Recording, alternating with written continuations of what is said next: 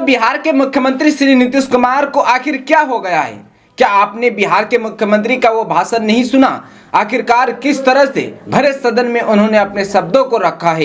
एक लड़का एक लड़की शादी कर क्या करता है, क्या अंदर गिराता है, क्या बाहर गिराता है, मैं बोल नहीं सकता, मैं उनके शब्दों को रिपीट नहीं कर सकता। मैं चाहूंगा कि आप खुद उनकी वीडियो को पहले सुनिए कि आखिर उन्होंने क्या कुछ कहा है। और वो जब शादी होगा लड़का लड़की में, तो जो पुरुष है वो तो रोज रात में जो सदिया होता है उसके साथ करता है ना, तो उसी में और पैदा हो जाता है। और लड़की पढ़ लेती है तो हमको मालूम था कि वो करेगा ठीक है, लेकिन अंतिम में भीतर मत घुसाओ, उसको बाहर कर दो। और वो जब शादी होगा लड़का लड़की में, तो जो पुरुष है वो तो रोज रात में जो सदिया होता है उसके साथ करता है ना, तो उसी में और पैदा हो जाता है। और लड़की पढ़ लेती है तो हमको मालूम था कि वो करेगा ठीक है, लेकिन अंतिम में भीतर मत घुसाओ, उसको बाहर कर दो। सब परिवार का हो जाएगा धीरे धीरे आगे। तो वो जरूरी चीज न है। तो जो हम लोगों ने कहा कि अगर पढ़ लेगी लड़की और वो जब शादी होगा लड़का लड़की में, तो जो पुरुष है वो तो रोज रात में जो सदिया होता है उसके साथ करता है ना, तो उसी में और पैदा हो जाता है। और लड़की पढ़ लेती है तो हमको मालूम था कि वो करेगा ठीक है, लेकिन अंतिम में भीतर मत घुसाओ, उसको बाहर कर दो। करता तो है, तो उसी में अब समझ लीजिए संख्या घट रही है। अब आप जान लीजिए कि जो संख्या थी पहले, आप पत्रकार लोग भी ठीक से समझिए मेरा बतवा को, याद करिए। अब पहले क्या था, सुनो, 4.3। अब घटते घटते लास्ट ईयर के पहले ही जो रिपोर्ट आई है, अभी तो और हम कहें नया रिपोर्ट दे दो, तो 2.9 पर पहुंच गए। अब बहुत जल्दी 2 के पास हम लोग पहुंच जाएंगे। तो इसीलिए जरा ये जान लीजिए कि कितना खुशी की बात है। तो घबराहट क्या कह रहे हैं कि जतवा घट गया है? अरे क्या घटेगा, अब धीरे धीरे घटेगा। जब आप देख रहे हैं 18.46 से घट करके 13.6 है। अब चूंकि लड़की को पढ़ाया गया तब उतना ज्यादा नहीं होता, अब संख्या घट रही है, 2.9 पर आ गए, तो उसका फायदा ना हो रहा है जी।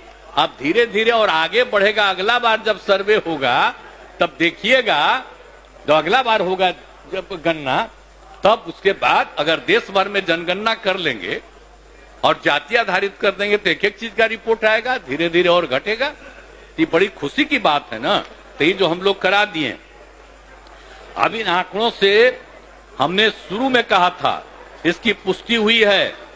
और यदि पत्नी मैट्रिक पास है तो देश में उसका प्रजनन दर 2 था। अब बिहार में भी कोई भी लड़की अगर मैट्रिक पास थी तो पता चला कि उसका भी 2, लेकिन अगर इंटर पास है तो देश में था 1.7, और हम लोगों के यहां बिहार में 1.6 हमको रिपोर्ट मिला। तो इतनी हमको यूरेका की भावना, इतनी खुशी हुई थी कि भाई हम लोग तेजी से इस काम को कराएंगे। और उसी का नतीजा है कि अब आप 2.9 पर पहुंच गए। और नीचे जाइएगा, सभी समाज की बात नहीं होबे करेगा, धीरे धीरे होगा ना। अरे तो अभी जो हो रहा है सबका आ रहा, चिंता मत करिए ना। तो धीरे धीरे बाकी सबको पढ़वाइए ना। अरे वो तो सबको सुनो ना, बैठन अरे बढ़ेगा, धीरे धीरे घटेगा। सुन तो लीजिए, चिंता मत करिए, बहुत अच्छा काम हो रहा है।